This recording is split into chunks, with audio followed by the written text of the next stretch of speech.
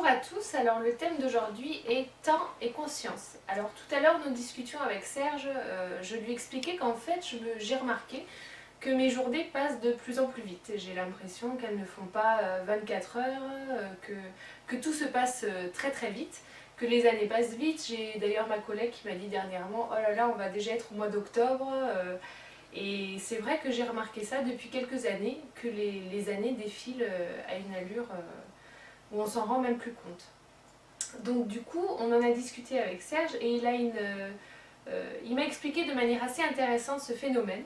Et je me suis dit qu'on allait en faire une vidéo et que du coup, vous allez pouvoir aussi écouter cette version. Alors, c'est vrai que la psy-ESO a une manière tout à fait originale d'expliquer la chose. Originale, mais finalement très rationnelle et très logique. À la limite, on pourrait dire que c'est plus une explication purement psychologique qu'une explication vraiment ésotérique. Il n'y a pas besoin de faire intervenir des idées qui touchent à l'invisible, qui touchent à la vie de l'âme, etc. C'est quelque chose de très rationnel finalement. Bon, qu'est-ce qui se passe? C'est vrai que, bon, moi aussi, comme tout le monde, j'ai l'impression qu'une journée, elle fait 12 heures. J'ai l'impression qu'une heure fait 40 minutes ou 35 minutes, je ne sais pas comment le dire. Tout se passe si vite. Quand la journée est finie, que c'est l'heure d'aller se coucher, parce qu'on a sommeil, on se dit, mais j'ai pas fait la moitié de ce que je devais faire. Alors qu'avant, pour le même travail, on avait l'impression même d'avoir du temps. Moi, des fois, j'ai l'impression de ne pas avoir un moment à moi, ou de ne pas avoir un moment pour, je sais pas, moi, si j'aimais, par exemple, jouer aux échecs, ou jouer aux dames, ou faire la belote sur l'ordinateur, les jeux de belote, là, tout ça, bon, ben j'ai plus le temps. Donc en fait, tout le travail, tout mon temps passe dans le travail, etc. Bon, ça c'est le sentiment que je peux avoir. Par ailleurs, je sais très bien ce qui se passe. Et donc, c'est vrai que nous en avons discuté, et que nous sommes arrivés à la même conclusion que, bon, nous le savons, mais peut-être que les gens n'ont pas réalisé ce qui se passait vraiment, et qui croient toujours que le temps s'est accéléré. Bon, en fait, le temps ne s'accélère pas. Voilà l'explication, on va dire, rationnelle. Bon. Prenons un exemple, on va dire que, je vais donner une date, mais vous n'arrêtez pas à cette date. On va dire que depuis 2011, on a l'impression que le temps s'est accéléré. Bon. Alors, si le temps s'est accéléré, c'est qu'il a dû se passer quelque chose en 2011. Et si tout le monde vit la même chose, enfin tout le monde, peu ou prou, parce que bon, c'est vrai qu'on est, je ne pense pas qu'on soit les deux seuls à avoir eu cette impression que le temps passe plus vite, mais je ne pense pas qu'il y ait 7 milliards, je ne sais pas combien il y en a actuellement sur Terre, on va dire 7 milliards, je ne suis pas sûr qu'il y ait 7 milliards de personnes qui pensent la même chose. Mais il y a une grande quantité de gens qui ont dû le noter et passer à autre chose, ils n'en ont même pas discuté. Mais je pense que quasiment tout le monde a pu subir ou noter et discuter de cette chose-là. Bon. Donc on va dire, on est en 2010. Une personne moyenne se lève, je dis une personne moyenne, c'est une personne de la vie de tous les jours, qui n'étudie rien, qui n'est pas spécialement ésotériste, elle se lève, elle se prépare pour aller au travail, etc. Et du moment où elle se lève, où elle va faire sa toilette, qu'elle va prendre son petit déjeuner, se préparer pour partir, au soir où elle rentre chez elle, qu'elle a mangé, qu'elle a regardé le film, ou qu'elle a fait autre chose, ou discuté en famille, etc., et qu'elle va se coucher, il s'est produit un phénomène bien précis, qui est celui que vivent la plupart des gens. Cette personne a reçu un certain nombre d'informations à la minute. On va dire qu'en 24 heures, la personne a reçu 1000 informations. Bon, c'est déjà pas mal. Autrement dit, ça fait tant d'informations à la minute si on s'amuse à diviser par le temps conscient, le temps dur, bien sûr, pas pendant la nuit. Mais on va dire que le temps, du moment où elle ouvre les yeux jusqu'au moment où elle ferme les yeux le soir, on va dire qu'elle a reçu 1000 informations. Donc, elle avait 1000 informations à traiter dans la journée. Donc, ça faisait, peu importe, tant d'informations à la minute. Bon. 2011 arrive. Qu'est-ce qui se passe?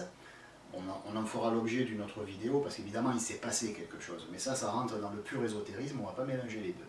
Il se passe un événement, on va dire, à l'échelle planétaire, et, bizarrement, les gens, du moment où ils se lèvent au soir où ils se couchent, au lieu d'avoir 1000 informations dans la journée, ils en ont 10 000. Ah oui. Donc, ayant 10 000 informations sur 24 heures, ou du moins sur les heures diurnes, qu'est-ce qui se passe? Du même coup, c'est retransmis à la minute. Au lieu d'avoir X informations à la minute, ils ont X multiplié par 10.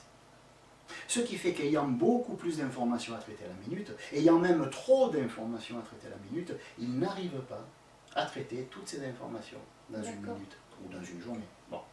Donc, on va dire que le lundi, ayant 10 000 informations, étant habitué à en traiter 1000, ça met 9 000 de côté.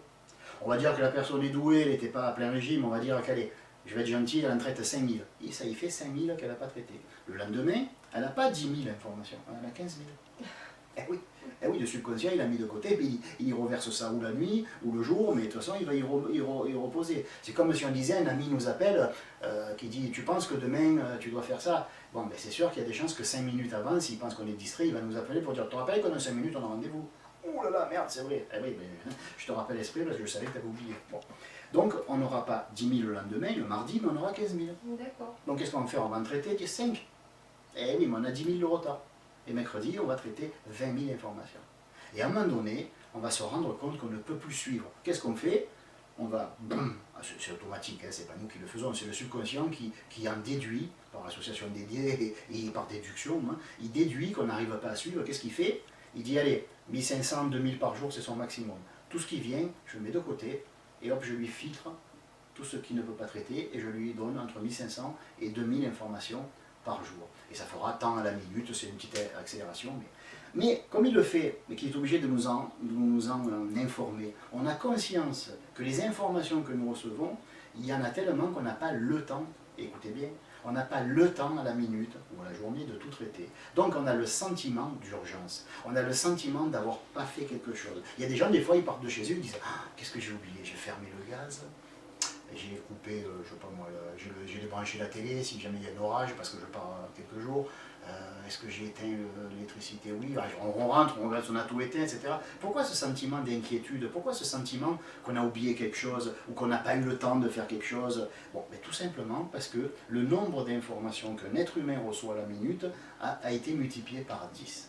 Tout simplement. Et c'est pour ça que nous avons le sentiment, en une journée, de ne pas avoir le temps matériel de tout faire. En fait, c'est pas qu'on n'a pas le temps matériel de tout faire, c'est que là où on faisait 10 choses, maintenant on en fait 100. Là où on en faisait 5000, maintenant on en fait 15 000.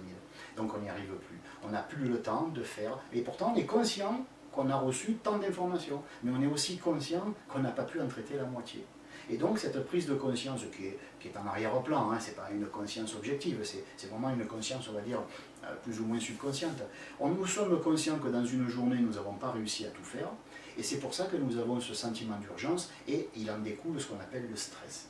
D'accord. D'accord? Bon, au boulot par exemple, parce que le boulot c'est quand même 80% de votre stress, hein, et le reste on va dire que c'est la famille, les soucis domestiques, quotidiens, etc. On est au boulot et on se dit, oh là là, tu te rends compte, on parle avec une amie ou un ami, un collègue de travail, on lui dit, tu te rends compte, je me rappelle il y a 10 ans, je faisais 5 lettres par jour, c'est déjà pas mal, mais j'étais considéré comme un bosseur. Maintenant on me demande d'en faire 10, j'arrive à en faire 8, alors on m'engueule parce qu'il en manque 2. Alors je suis passé de bon employé à employé qui n'est pas si bon que ça, puisqu'il a... Finalement, c'est pas ma faute si on m'a doublé le nombre de lettres. Voilà, j'en faisais 5 et j'arrivais le soir, j'avais une petite demi-heure à moi, arrivé on va dire à 5h30, je pouvais souffler, et bon, je rangeais mes affaires, à 6h, je partais chez moi. Ouais, ou à 16h30, je pouvais souffler, et à 17h, je rentrais chez moi, peu importe. Mais je veux dire par là que les gens, ils ont vraiment conscience ils peuvent même me dire, mon patron il abuse, pourquoi il me donne 10 lettres à taper? Il sait très bien que j'en fais que 5. Mais le souci il n'est pas là, c'est pas que je veux déculpabiliser les uns les autres ou dire que c'est un tel qui est responsable. Ce que je veux expliquer, c'est que le patron lui avait peut-être 5 lettres à faire, mais parce que justement il lui était réclamé 5 lettres. Et maintenant il en réclame 10. Et peut-être même qu'il est sympa qu'on y en réclame 12 par jour et qu'il nous en fait faire 10 parce qu'il a conscience d'abuser. Et c'est vrai que, alors on commence à dire, ouais les salaires n'ont pas augmenté, le boulot a doublé, triplé. Oui, voilà, bon, c'est un débat purement social. Mais si on reste dans ce débat purement social, c'est dommage parce que si on prend un peu de recul et qu'on a une vue d'ensemble de l'actualité et non pas de notre réalité personnelle, parce que dans ma réalité personnelle, si j'ai un employeur, ben cet employeur c'est un salaud. Ah, oui, mais ça m'avance à quoi? De dire que c'est un salaud, me fâcher avec? De toute façon, il n'a pas le choix. Lui aussi, il est poussé par des contraintes qui sont tout à fait matérielles. Bon. Si je prends du recul, nonobstant le fait que mon patron c'est peut-être vraiment un enfoiré, mais peu importe, si on prend du recul, et qu'on ne considère pas la réalité personnelle, et qu'on essaye de comprendre ce qui se produit en simultané sur la Terre, dans le mental de tous les individus, qu'ils en soient conscients ou pas, il se produit simplement qu'avant ce mental recevait, on va dire, 10 informations à la minute, maintenant il en reçoit 20, 30, 40, peut-être 100 à la minute. Il ne peut pas traiter ces informations. Donc la seule chose qui résulte de cet événement, c'est que le mental garde un sentiment constant qui nous suit toute la journée enfin, il produit, hein, il ne garde pas, parce que le mental n'a pas de sentiment, mais le mental produit dans notre conscience astrale, c'est-à-dire dans notre astralité, dans notre capacité à ressentir ce que nous pensons. Hein, parce que l'astral dépend du mental. Hein, ce que nous pensons, nous allons le sentir. Donc, on a un sentiment qui dure toute la journée, même tous les jours de notre travail, du lundi jusqu'au vendredi ou samedi inclus, peu importe le nombre de jours que nous travaillons dans la semaine. Nous avons avec nous ce sentiment d'incapacité de produire assez d'efforts, d'incapacité de traiter toutes les informations. Et donc ça donne naissance, ce sentiment d'être incapable de traiter toutes les informations, donne naissance à du stress, donne naissance à un sentiment d'urgence, il faut que je fasse quelque chose, il faut que je réagisse, sinon je vais perdre mon emploi, je vais perdre mes amis, je vais ceci, je vais cela. Parce qu'on se dit, mince, mon enfant me demande 10 fois plus qu'avant, mon épouse ou mon époux me demande 10 fois plus de faire des efforts, mon patron me demande le double de lettres, ou le double de travail, si c'est un maçon, ben, au lieu de mettre, je sais pas moi, je vais raconter une connerie, hein, je suis pas maçon, mais si avant le mec il mettait 50 agglos par jour, on lui demande de fixer 100 agglos par jour. Or le type, quand il en mettait 50, il avait déjà sa journée, il avait dans les bras, quoi. Et maintenant il demande le double. Il n'arrive plus à faire face. Voilà. Bon, pourquoi on y demande le double? Parce que les gens, les clients, demandent un double, double effort. Et pourquoi ils demandent double effort? Parce qu'eux aussi ils sont à fond, et tout le monde est à fond. Et on vit un stress permanent. Et nous sommes dans un sentiment d'urgence, parce que le stress vient d'un sentiment d'urgence. Hein. Pas chercher plus loin, c'est pas peine de faire de la psychologie, il n'y en a pas. Le sentiment, le stress, provient du sentiment d'urgence. Le sentiment d'urgence n'est pas il est urgent de faire ceci ou cela, c'est pas ça. Le sentiment d'urgence en psy-ESO, on l'explique comme ça, c'est quand on est conscient qu'on a trop de choses à faire et qu'on n'est pas capable de les faire, mais qu'il va falloir trouver une solution. Et il y a urgence. Voilà, c'est ça le sentiment d'urgence. Hein, voilà. Et après, il rejaillit sur le fait que nous stressons à l'idée de, au sentiment de, etc. Hein, voilà. Donc en gros, voilà l'explication que l'on peut donner. Le temps ne s'est pas accéléré, il n'y a pas... voilà, parce que le temps c'est quoi? Vous prenez une pendule, il y a l'aiguille, la trotteuse, elle tourne. Et bien, si avant elle mettait 60 secondes pour arriver au 12, ben, je ne pense pas qu'elle en mette 40 de secondes maintenant. Elle met toujours 60 secondes pour arriver au 12, mais dans ces 60 secondes pour arriver au 12, là où nous avions 10 infos, maintenant nous en avons 100 et on n'arrive plus à faire face. Voilà.